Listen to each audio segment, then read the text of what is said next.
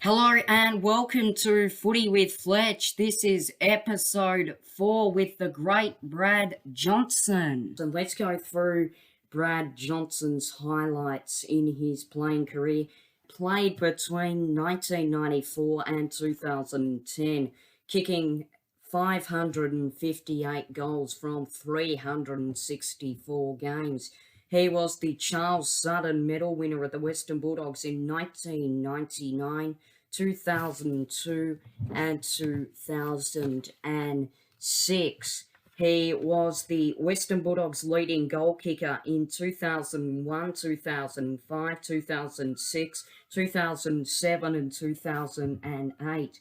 He made the All-Australian team in 1999, 2000, 2002, 2005, 2006, where he was the captain, and in 2007. He was the Western Bulldogs captain from 2007 to 2010, and he also made the Western Bulldogs Team of the Century. This is going to be a fantastic episode, so sit back, relax, and enjoy. Hello, Brad. Hey, Fletch. How are you, buddy? Good, thanks. How are you? Going well, thank you. That's good to hear, Brad. So given the nickname the Smiling Assassin, as you were referred to as by commentators, what was that nickname all about?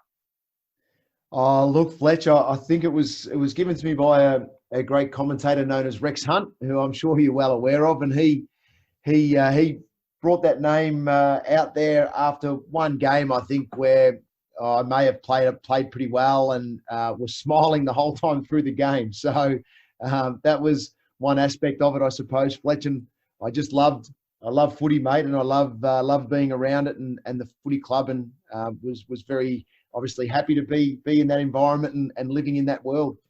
Rex Hunt is a very good commentator, and you always have a very bright smile on your face. Now, who would have been the best teammate that you got to play with? Oh, it's hard to pick. It is hard to pick one. Rowan Smith is my best mate, and he and I had a great relationship as teammates. But I played with some fantastic players. Scott West, with what he achieved throughout his career, Chris Grant. Those guys really took me under their wing when I was young and helped me become the player that I was, and they helped fast track me in the system. So it was really important that for me as a player to have those guys, take the time to help develop me as a player in what is a pretty tough competition. I can only imagine how tough a competition it is to play in. Do you find that the football industry was a hard caper to work in? Look, I didn't really see it as work, because I loved it so much, Fletch. But yes, it is. It's very demanding. It takes a lot of your time, a lot of your personal time as well. And very lucky that I had a really understanding, wife and family that allowed me to follow that dream to play footy. So yeah, it can take a lot of time. And as you develop in the game and you really start to, have a place within a footy club and within a competition, the demands become more and more. So, it is challenging, but, it's something that I just absolutely love doing. I love working hard. Yeah, it's a very demanding industry. Who would have been the best opposition player that you played against, Brad? Oh, they're all good, Fletch. They're all playing for a reason, but there's some guys that are just top shelf, and Andrew McLeod's probably the hardest one that I ever played against. He was a phenomenal player. Nathan Buckley was just super powerful in the way that he played the game. Shane Crawford, his running ability was nearly unstoppable. So some players there that were, they were hard to play against, but when you sit back now, you just admire how good they really were as players. Yeah, they are definitely some of the greats of the game. Would have there ever been a bad spray that you copped from your coach, Rodney Eade? Oh, Fletch, we always get in a little bit of strife every now and then. I was lucky. Rodney was fantastic for me as a player, as a captain of the footy club. We had a great relationship, and look, we never got to that point where I ever really copped the spray. Rocket was what you see in the coach's box. We never got that as players. He was very, very tactical, pretty much composed most of the time in the way that he saw the game and delivered that to us as players, because we had to go and execute then. So if we ever stepped outside of the realms of what he was trying to achieve as a coach, then you might get brought back into line pretty quickly. But other than that, he was a brilliant coach. Yeah, that is really important that he kept you and the playing group in line. So in 2007, you polled 19 votes in the Brownlow. However, Adam Goodes won the Brownlow that year. In all honesty, do you think that you were robbed that year of the Brownlow? Do you think I was robbed, Fletch? Yeah, I do, and so do some of my listeners as well. Look, Fletch, I can't say I was robbed. How good is Adam Goodes as a player? I had a pretty good teammate in Scotty West who was getting a lot of votes in that period of time as well. But look, 2006 was a huge year for myself. It was probably my best year of footy. I was able to kick roughly around 70 goals for the year, which was the most ever kicked in a season. And then 2007 was a flow on of that. I was feeling really good about myself and my football in that period of time, and I think that sort of showed out in the way that I was able to play the game, and attracted a few votes, but it wasn't something that was high on my agenda throughout my career, Fletch. Yeah, well, Adam Goodes was a very good player, but I still think you were robbed that year. Which of your former teammates left you with one of the most memorable stories from your playing days? Oh, there's so many, Fletch. Look, you got to go back to, even when Chris Grant decided to stay at the footy club when he was being, Port Adelaide were trying to recruit him, and the famous letter of a young fella that sent in 20 cents to him, and little things like that really hit home. Look, there's amount of funny stories that happen in the change rooms, and we had a bit of a laugh, and it was the one period of time when you're in the change rooms that you could be yourself, I suppose. But outside of that, it was a great club to be around, and all the players that entered the Bulldogs, they understood the history of where we'd come from and how much we had to fight to save the club at certain stages, and respect the environment that we were walking into. So that was the most important thing for us as players. So I was, right across the board there were so many stories throughout 17 years, Fletch, that really did allow us to stay grounded in a competition that can take you away. Yeah, are you still spending time around the Bulldogs? Oh, not as much these days, Fletch, with my footy commitments with Fox Footy, and I live in Geelong, so I had spent the last few years just working just one day a week with a couple of their forwards, and this year I worked a little bit with the female program, so that was great. The AFLW girls were unbelievable to work with, such good fun. So I enjoyed that little bit of a shift as well. So yeah, only go back and catch up with a few mates. We always catch up once or twice a year with a function as well, and we have a bit of fun. But my kids and I absolutely love the Dogs, and we watch them every week. Watch them live when we can. If not, we watch them on the tally and cheer them on.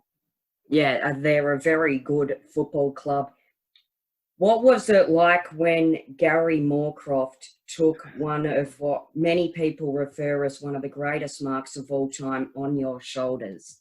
Oh, very good, Fletch. Look, it's something that, I didn't see at the time, Fletch, because I was underneath him. So I remember getting up and the whole crowd at Marvel Stadium were on their feet, giving him a round of applause. So I knew something serious had just occurred, and it was a phenomenal grab. It really was. It was absolutely huge. I remember my teammate Ben Harrison actually cheering the mark in play. So that's how big it was. So one of those things, Fletch, that when you're in the game for a long time, you might have some highlights, and you might have some times in the game where someone does something special on you, and Gary Moorcroft certainly did that. Yeah, he's a fantastic player. Was there a particular player in your career that you feared playing against? Oh, I didn't fear anyone, Fletch. No, that's something that you're always sort of confident in your own own ability, but you're only confident if you do the work in the background to prepare for your opposition. So you've got to do a lot of work in video work and understand the player and where their strengths are, where their weaknesses are, more importantly, so you can actually exploit them as an opposition player. So that was really important for me. I knew each week that I'd go into a game that I had done the research and could handle any type of opponent that would come at me. And I made sure I trained on my best teammates as well, Dar Morris, Brian Lake, throughout their careers as well, because those guys were pretty good at their craft and unstoppable. And I knew that if I trained well on those guys, that I'd be able to handle any type of opposition that I played against on the weekend. So doing your research is a very important part of being an AFL player and as a commentator as well. So what is a week-to-week like as an AFL special comments commentator at Fox Footy?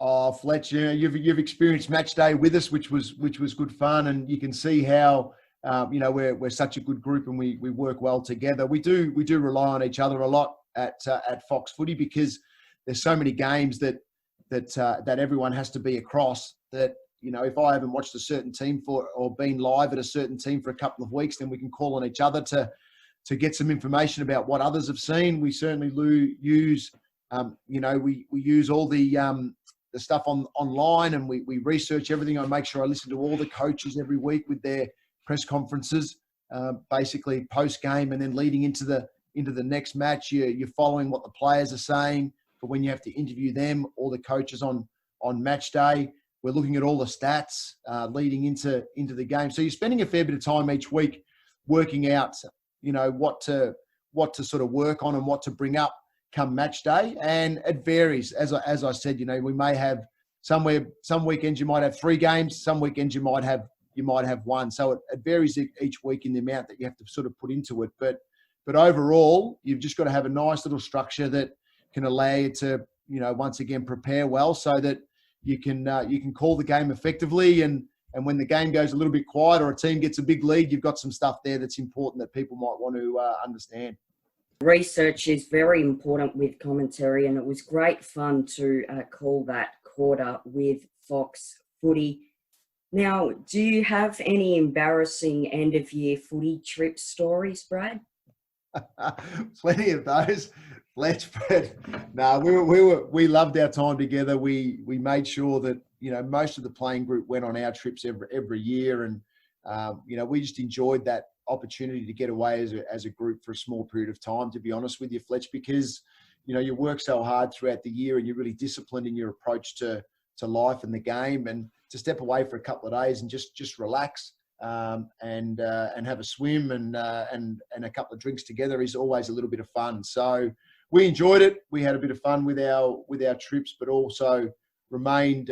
It's always in the back of your mind though when you're going away together to respect the place you're going to, but more importantly that you got to come back and start getting into a bit of training and bits and pieces. So there's always those aspects of it, but they're always fun, that's for sure. Yeah, footy trips are fun. There are always some funny stories out of them, that's for sure. So a cart carrying drinks ran into the back of you at training that aggravated a pre-existing Achilles injury. What was it like to get hit by a golf cart at training?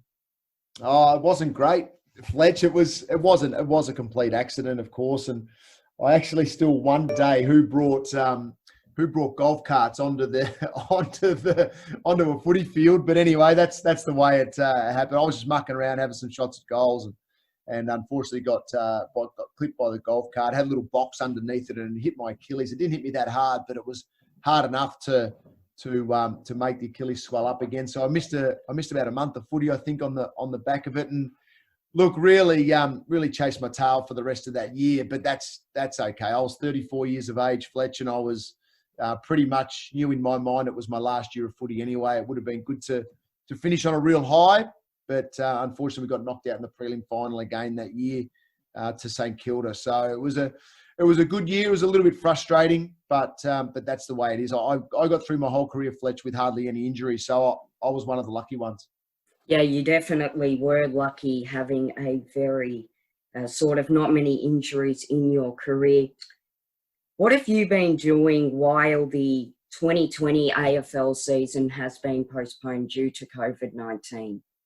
Oh, look, Fletch, it's been good just being able to hang at home with the family when normally we're out and about and travelling and doing all those things with Fox Footy. So it's been good to just have that little bit of a mix up in terms of that. We've been working on a business my wife and I have got called Zena, so that's been a lot of fun. And during this time as well, Fletch, my daughter released her first ever single, so that was pretty cool to have that go out into the world. So we've had a lot that's been able to sort of entertain us during this period, and it's good now that the country is getting relatively safe, that we can start to step out again and we're seeing live sport again. So I think the country's done a great job to get us back to this point as a whole, so that we can now start to get some live sport back and get back out in the community a little bit.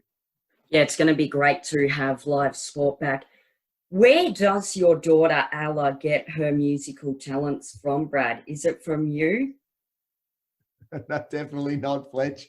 Definitely not me. My wife is not too bad, but Ella has worked extremely hard over the last few years on her voice and on the confidence of stepping out and singing in public and all those sort of things that go with it. So it's all on her. She's done a great job. She's worked hard. She spends hours a day on her voice and working on her craft. So she loves it, and it's been a huge step to jump out into the world, as I said, and put a song out there, and it's been received quite well, and she's just enjoying that moment presently. So it's a start point for her, and she's really excited now to try and step forward in that industry. Yeah, she's got some fantastic talent. Can you tell us a little bit about your business, Zena Sport? So Zena is a company that my wife has started, and it's basically a protective garment for females playing contact sport. So it's got breast and rib protection, and it allows basically when you get hit, it absorbs the contact in those areas. So if you're playing footy or basketball or any other type of contact sport, this garment can certainly help you just absorb the contact. And we had a number of AFLW girls wear it during the last season, about 20 to 25 of them, and they loved it. They recovered well and they felt more confident. So, that's been great. And the garment is really now, with sport starting up again, we'll start trying to promote it heavily once again. But it's been a good challenge starting a new business, and it's taken us a while to get to this point. We're really excited about what we've been able to achieve so far. And it's a great garment that the girls love wearing. So hopefully in the future, we'll see a lot more girls and females, as my wife says, conquering the field and wearing our garment to do that, to play with confidence. Yeah, congratulations with your business so far. What would have been the worst injury that you suffered in your career? Oh, look, probably in the end, the Achilles was more annoying than anything else because it just lingered for so long. But probably my bicep tendon was the most painful injury that I had sustained. So I had a partial tear in my tendon. So I was able to play the year out, but it was quite painful to do that. And then the operation that I had to have at the end of that year was it was pretty straightforward, but the recovery was long and quite painful. So that was probably the biggest injury I had, but it was over the pre-season. So I was able to recover well and get going by the start of the season without any pain. So it just took time. It was very slow, but that was probably the most frustrating thing about that. Yeah, you were very lucky with your injuries. That sounds like a very bad injury, though. What time slot do you think the 2020 AFL Grand Final should be played in? 2:30 traditional for me, Fletch. I think it's a great time to play the game, and I can understand the discussions around twilight or night, but if those discussions are based around in terms of the entertainment side of things, then for me that's not the right way to go about it. The entertainment is the actual grand final, the game. The other bits and pieces that go with it are just a huge bonus that we can have in our game because of the size of it. But look, for me, it's still the traditional Saturday afternoon grand final, and I think that is something that hopefully will stay in the future. It might change this year, I get that, but hopefully past this, we go back to that traditional time slot. Yeah, I totally agree with you. I think the 2:30 p.m. grand final is a very good time slot, and I think it should stay that way. So talking about grand finals, how was it when the Western Bulldogs won the 2016 flag, Jono? Oh, it was huge, Fletch. It was massive. I've been a Doggy supporter my whole life, so I've been waiting 35 odd years myself to see the Dogs win one. So in that sense, it was huge to be there on that day. That final series actually as a whole was phenomenal. Starting with the West Coast Eagles in Perth and beating Hawthorn. We know what they'd achieved in that period of time. The GWS prelim was just electric, the atmosphere that was there and the emotion that followed that. And the emotion spilled over and continued on that week. I thought the Dogs handled it really well, and they just embraced that whole month and just flowed with it and really enjoyed it. Looked like they were enjoying their footy. And how good was it at the end to see them break that drought of so long that it was just huge, absolutely huge. And it was great for the footy club as a whole because we win the flag and it helped out financially so much and put the club in a really strong position now moving forward. So it was huge on all fronts, and we were absolutely pumped to be there and help celebrate with the guys. Yeah, it was a fantastic grand final to watch the Doggies win. Who do you think will win the 2020 Premiership, Jono? I think GWS, Fletch. I think they'll respond after last year. I know Leon Cameron quite well, and I know the way that he likes to sort of, not rest on the fact that they did well last year in making the grand final and the disappointment of the way they played. So they'll respond, and I think they've got such a strong list and a really consistent list across each line where they've got stars in each line. So look out for GWS this year. Yeah, I think they will be surprising. However, I still think Richmond will win the flag. Who would have been the biggest person that influenced your AFL career? Oh, there's a few along the way, but my teammates are the ones I mentioned earlier in Rowan Smith and Chris Grant and Scotty West were probably the main three that had a huge say on myself as a footballer, which was huge. Terry Wallace and Rodney Eade as a couple of coaches that had a huge impact on me as a player. And they're probably, and when you think about it, your teammates, do a lot for you, but the coaches, putting you in the right positions that suit you as a player and allow you to grow and mold into those positions is really important. And so, those Terry taught me when I was younger, the work ethic and changed me from a midfielder into a forward in the competition, which I had to really embrace. So, things like that were really important for me. And Rodney Eade was just a phenomenal coach as well. At the end of my career, when you think you're at a certain level, Rodney Eade was able to take us all to a whole new level we didn't know exists. So those two coaches had a big say. Yeah, they are very fantastic people within the football industry. What would have been the hardest moment in your AFL career? Oh, the hardest moment, I suppose, Fletch, is retiring and finishing up, because you're involved in a club that you love for so long, and you basically, you work through a number of years and the highs and lows that go with the game. But at the end, making that call at the end and I was lucky to make the call myself, and I know not everyone gets that opportunity to do that. So I was lucky in that sense, but it was still a tough time to finally sort of say to yourself, you got to pull the pin. But you sort of, in the end, I knew it was the right thing to do and where I was at as a player, and it was time to sort of go off into retirement and enjoy a few other things in life. So, but that was certainly a tough decision to make. Yeah, it would have been very difficult also with your Achilles injury that you also suffered. What would have been the best AFL match that you have commentated? Oh, best one I've commentated. One I always go back to, Fletch, is when Buddy Franklin kicked 13 goals for Hawthorn, and they're playing in Tasmania, and I was sitting next to Anthony Hudson for that entire game, and watching Hutto just build it up was phenomenal. And we all know now that the famous 13 is that Hutto commentated that night. It just rings true right across the competition. So whenever the number comes up now, you sort of try and copy the way Hutto said it when Buddy kicked his 13th. So that was probably the one of the best experiences I've had and it was early days too. I just sort of stepped out of the game. So it was great to be a part of that. And it's something that stayed with me for forever. Yeah, that was a very memorable moment for Buddy Franklin. Talking about Buddy, do you think we'll see him recover from this hamstring injury that he suffered? I hope so, Fletch. I really do. And I think he will. He's still, I still think he's got time on his side. So then the Swans will be patient with him, I think, this time, and they'll make sure that he recovers well. So we're not sure how much footy he might get this year, but, if he gets back, he's just got to be healthy. And if he's healthy, he plays for as long as Buddy wants to play. I think we all want to see him in the competition as long as we possibly can because he's been an absolute superstar and I think he'll continue to be a superstar. Yeah, he's one of the greats of the game. What would have been the biggest life lesson that you have learnt while working in the AFL industry?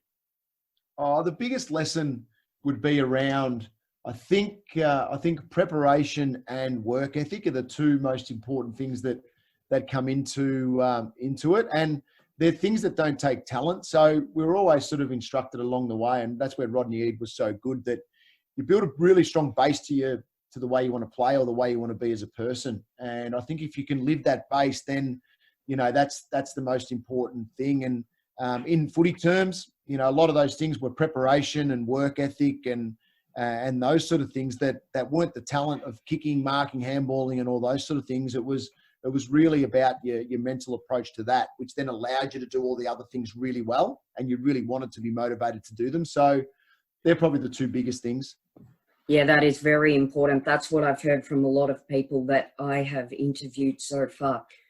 What was it like being the captain of the Western Bulldogs Football Club, and what did the position entail? It was a great honour to be captain of the club, and through a period of time where we were going really well and we're playing, a lot of great games and prelim finals we made in those years. It was great to be a part of it in that sense. We had an unbelievable team. I had unbelievable teammates too during that period of time that, guys like Daniel Cross and Matty Boyd, and Dale Morris, running around, Sean Higgins, Daniel Jones-Siracusa, Rob Murphy. Like I could go on and on about guys that were just superstar guys, but players as well. And, they just had the team's best interests at heart. So it was fantastic to captain the side, but I had some great guys around me that were able to help and assist and made sure that we were sort of humming along pretty well as a team. Yeah, you had a very good team to lead in your time as captain. Who do you think are the top 5 best players in the AFL of all time? Of all time, Fletch. Oh, wow. This is very good. So I think Wayne Carey would be up there all time, and Lee Matthews. Lee Matthews I watched as a youngster growing up. Wayne Carey watched and played a fair bit with. I think Gary Ablett Jr. is an absolute sensation when we look at that. So I've given you 3 so far, Fletch. Help me out with a couple more, mate, as we're going along. Who do you think's the best ever? Oh, I think you can't go past, you've also got, Matthew Lloyd, you've got Malcolm Blythe. There's so many players that you can name. The list can go on and on. It is. It's very difficult to do. And you look at, and there'll be some players that, I didn't see play and you miss out on those. And they were absolute legends and guns of the competition. So, when you look across, today you look at, what Dusty Martin has done in his throughout his career, and Buddy Franklin we've already mentioned. You've got Tony Lockett, Jason Dunstall, Gary Ablett Senior. So in terms of the gun forwards of all time, Greg Williams, Chris Judd, Michael Voss. Like we could go on and on about these guys that are just been great for the game, and that's why we all sit back now and admire what they did achieve when they played or what they are achieving now as current players. Yeah, that is very good. So thank you very much, Brad, for being a guest on the Footy with Fletch podcast. It's been great to interview you today. Thank you, Fletch. All the best, mate, and hope keep following your dreams, buddy. Thank you. Goodbye. See ya. There we have it, episode 4 of the Footy with Fletch podcast. Thank you all for listening. It was fantastic to have Brad Johnson as my guest. Thank you very much, Brad, for your time. You were a fantastic guest. Thanks again for listening, guys, and stay tuned for episode 5 of the Footy with Fletch podcast. Bye for now.